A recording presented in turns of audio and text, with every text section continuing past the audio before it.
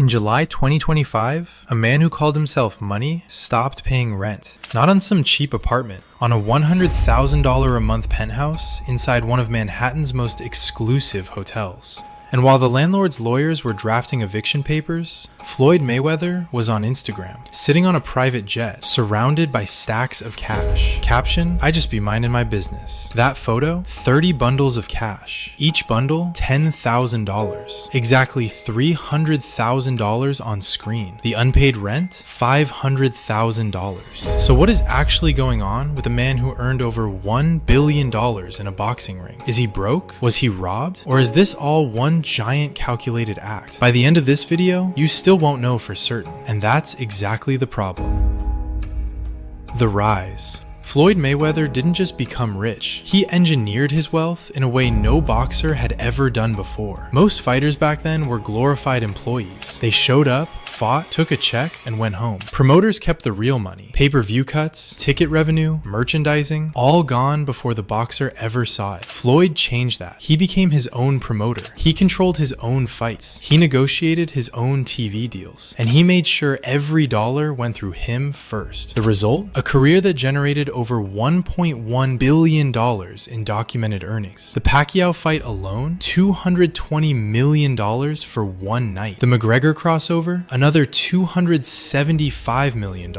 He had mansions in Beverly Hills, Miami, Las Vegas, a Gulfstream jet, a strip club, a boxing promotion company. He was telling anyone who would listen, "I own everything. No partners, just me." And America believed him. Then, Business Insider started pulling public records. What they found wasn't bankruptcy, it was something weirder. In 2024, Mayweather publicly announced he'd invested $100 million into a portfolio of Manhattan luxury high-rise towers. He posted about it, he bragged about it, but Business Insider found he'd only put in a nominal amount, and even that small investment was absorbed by his partners. He claimed to own 100 buildings. Court records told a different story. 2 commercial properties linked to him went into foreclosure within an 18-month period. A Las Vegas building, home to his strip club, faced foreclosure over just $52,000 in unpaid property taxes. $52,000. The man who made $220 million in one night couldn't cover a $52,000 tax bill. A jewelry store sued him for over $1 million. He walked in twice in August, walked out with 26 watches. Rolex, Patek Philippe, Cartier, Audemars Piguet, plus 15 gold chains. Total bill, $1.675 million.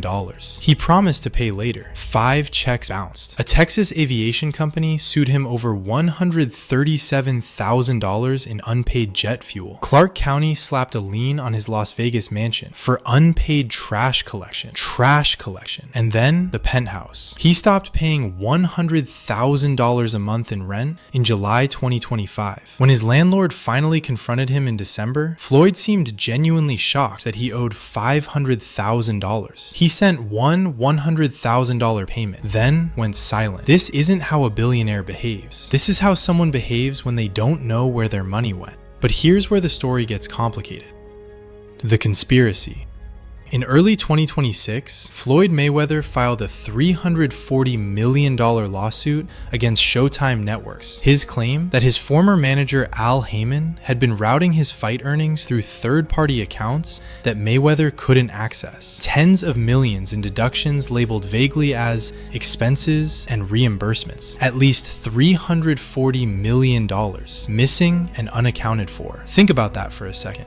The man who built his entire brand around controlling his own money is now saying he never actually controlled his own money. Courts in 2026 allowed creditors to pursue his car collection, including a Bugatti Veyron, to settle debts. Meanwhile, he reportedly took out a $54 million loan at 9% interest, pledging 14 residential properties, his strip club, and his jet as collateral. He sold the Gulfstream. He sold mansions in Beverly Hills and Miami, and he's fighting again at 49 years old. A Pacquiao rematch is booked for September 2026 on Netflix. A Tyson exhibition. More fights lined up. As one boxing insider put it, read between the lines. People don't come out of retirement for the love of the game at damn near 50. We've seen this before.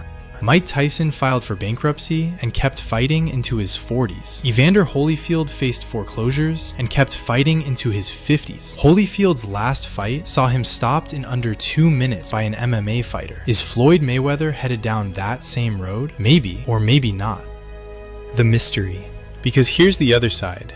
A former Mayweather team insider told World Boxing News, "From what I know, he's still good.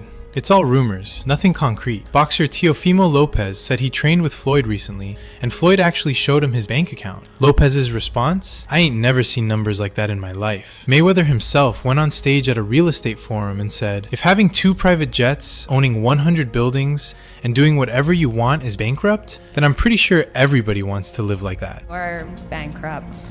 How do you respond to that? I don't think you have publicly responded well, yet. Everybody's entitled to their own opinion. I mean, if we call having 2 private jets, owning 100 buildings, being able to do what you want to do, if that's bankrupt, then I'm pretty sure everybody want to live like that.